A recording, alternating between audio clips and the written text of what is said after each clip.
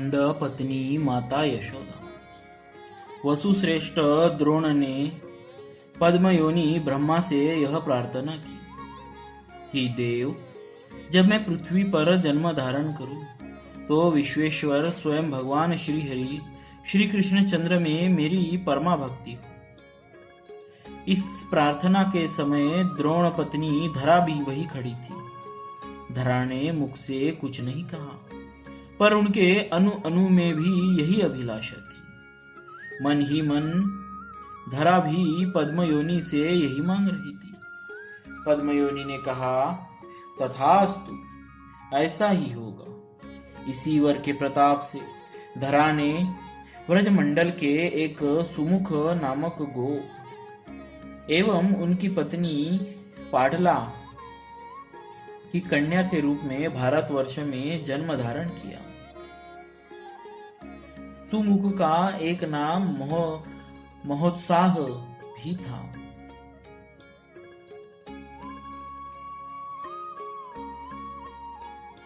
उस समय जबकि स्वयं भगवान श्री कृष्ण चंद्र के अवतरण का समय हो चला था, श्वेत वराह कल्प की 28वीं चतुर्युग के द्वापर का अंत हो रहा था। पाटला ने अपनी कन्या का नाम यशोदा रखा। यशोदा का विवाह ब्रजराज नंद से हुआ। ये नंद पूर्व जन्म में वही द्रोण नामक वसु थे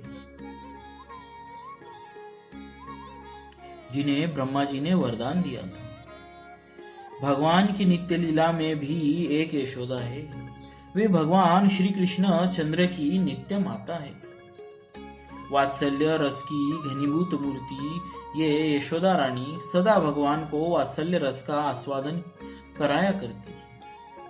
जब भगवान के अवतरण का समय हुआ तो इन चिदानंदमयी वात्सल्य रसमयी यशोदा का भी इन यशोदा पूर्व जन्म की धरा में ही आवेश हो गया।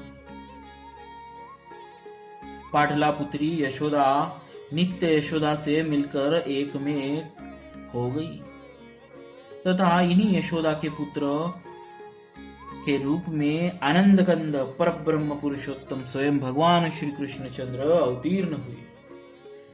जब भगवान अवतीर्ण हुए थे उस समय यशोदा की आयु ढल चुकी थी। अतः जब पुत्र हुआ तो फिर आनंद का कहना ही क्या। यशोदा का भाव सिंधु तरंगित हो उठता। इन भाव लहरियों से धूल कर पुनः श्री कृष्ण चंद्र की लीला किरणें निखर उठती, असीम अपार बन गया था। क्षणभर पूर्व जो थी उससे लक्ष्य गुणित परिणाम में चमक उठती। इस क्रम से बढ़कर यशोदा का वात्सल्य अनंत असीम अपार बन गया था। उसी में डूबी हुई यशोदा और सब कुछ भूल गई थी। केवल नीलमणि ही उनके नेत्रों में नाचते रहते। कब दिन हुआ, कब रात्रि आई, यशोदा को यह भी किसी के बताने पर भी भान होता नहीं था। यशोदा को यह भी किसी के बताने पर ही भान होता था। उनको क्षणभर के लिए भाव समाधि से जगाने के लिए ही मानो यशोदा नंदन ने मृत्यु का भक्षण की लीला की। श्री कृष्ण ने मिट्टी खाई है। यह सुनकर यशोदा ने उनका मुख खुलाकर मिट्टी ढूंढने गई और उनके मुख में सारा विश्व अवस्थित देखा। देखकर एक बार तो कांप उठी, किंतु इतने में ही श्री कृष्ण चंद्र की वैष्णवी माया का विस्तार हुआ। यशोदा वात्सल्य सागर में एक लहर उठी। वह यशोदा के इस विश्व दर्शन की स्मृति तक को बहा ले गई। नीलमणि को गोद में लेकर यशोदा अपने प्यार से उन्हें स्नान कराने लगी। यशोदा भूल रही थी, पर दिन तो पूरे होते ही थे। यशोदा के अनजाने में ही उनके पुत्र की दूसरी वर्षगांठ भी आ पहुंची। फिर देखते देखते ही उनके नीलमणि 2 वर्ष 2 महीने के हो गए। पर अब नीलमणि ऐसे इतने चंचल हो गए कि यशोदा को एक क्षण भी चैन नहीं। गोपियों के घर जाकर न जाने कितने दही के भाड़ फोड़ ही आया करते थे। एक दिन मैया का वह दही भाड़ भी फोड़ दिया जो उनके कुल में वर्षों से सुरक्षित चला रहा था। जननी ने डराने के उद्देश्य से श्री कृष्ण चंद्र को उखल में बांधा। सारा विश्व अनंत काल तक यशोदा की इस चेष्टा पर बलिहार जाएगा। इस बंधन को निमित्त बनाकर यशोदा के नीलमणि ने 2 अर्जुन वृक्षों को जड़ से उखाड़ दिया। फिर तो ब्रजवासी यशोदा नंदन की रक्षा के लिए अतिशय व्याकुल हो गए। पूतना से, शकट से, तृणावर्त से, वृक्ष से, इतनी बार तो नारायण ने नीलमणि को बचा लिया।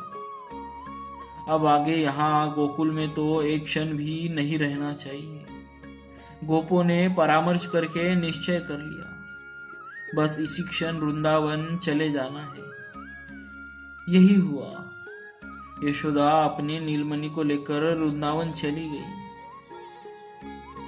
वृंदावन आने के पश्चात श्री कृष्ण चंद्र की अनेकों भुवन मोहिनी लीलाओं का प्रकाश उठा। उन्हें गोप बालों के मुख से सुन कर तथा कुछ को अपनी आंखों से देखकर यशोदा कभी तो आनंद में निमग्न हो जाती, कभी पुत्र की रक्षा के लिए उनके प्राण व्याकुल हो उठते।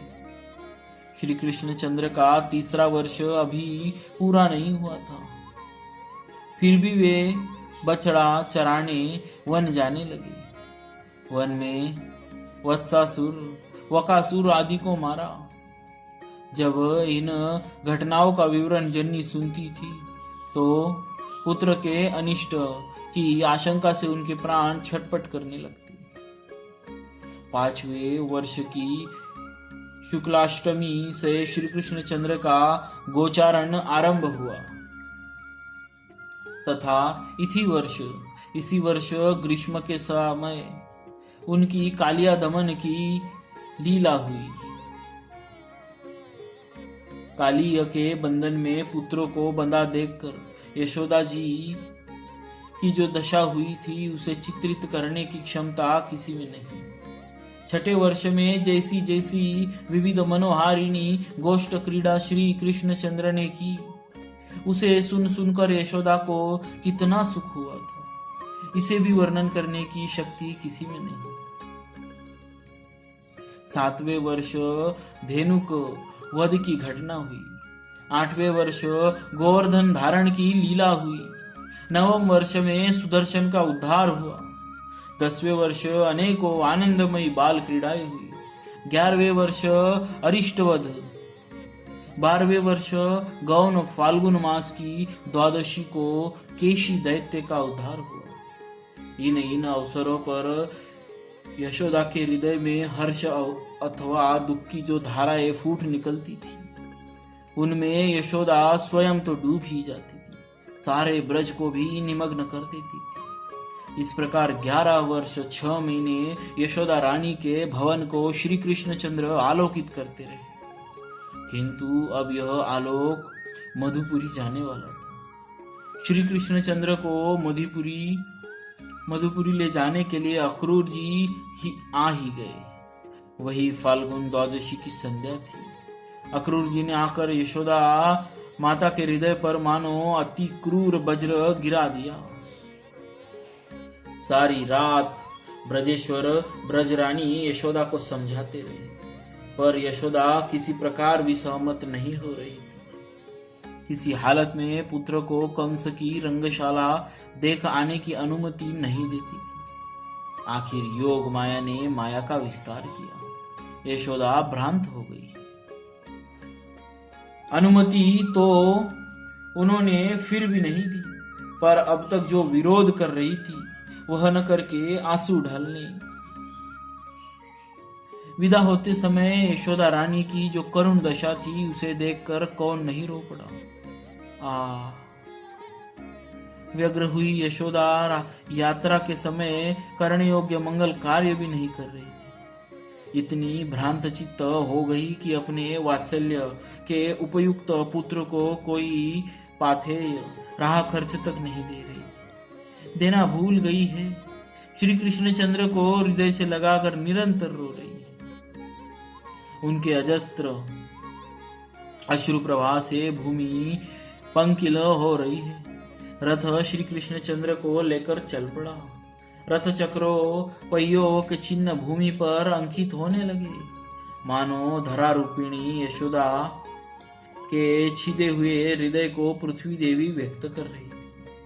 श्री कृष्ण चंद्र के विरह में जननी यशोदा की क्या दशा हुई, इसे यथार्थ वर्णन करने की सामर्थ्य सरस्वती में भी नहीं। यशोदा मैया वास्तव में विक्षिप्त हो गई थी। जहां श्री कृष्ण चंद्र रथ पर बैठे थे, वहां प्रतिदिन चली आती। उन्हें दिखता अभी अभी मेरे नीलमणि को अक्रूर लिए जा रहे हैं।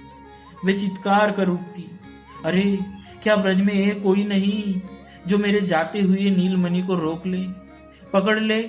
वह देखो रथ बढ़ा जा रहा है, मेरे प्राण लिए जा रहा है। मैं दौड़ नहीं पा रही हूँ, कोई दौड़कर मेरे नीलमणि को पकड़ लो भैया। कभी जड़ चेतन पशु पक्षी मनुष्य जो कोई भी दृष्टि के सामने आ जाता, उसी से वसुदेव पत्नी देवकी को अनेकों संदेश भेजती। उन संदेशों में यह भी एक था। किसी पथिक ने यशोदा का यह संदेश श्री कृष्ण चंद्र से जाकर कह भी दिया। सांत्वना देने के लिए श्री कृष्ण चंद्र ने उद्धव को भेजा। उद्धव आए, पर जननी के आंसू पोंछ नहीं सके।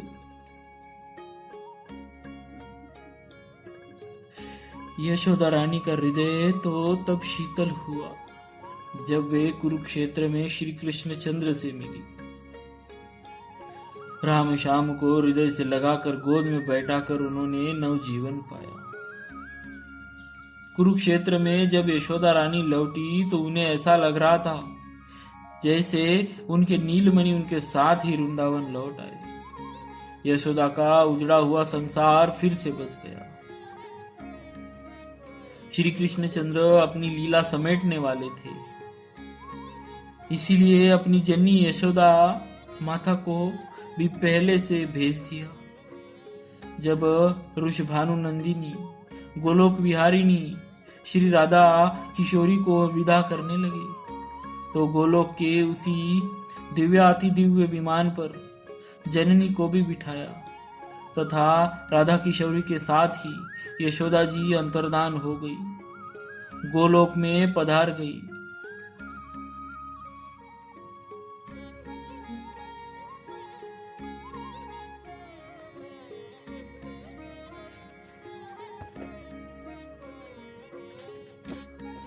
बोलिए माता यशोदा रानी की जय। भक्तवत्सल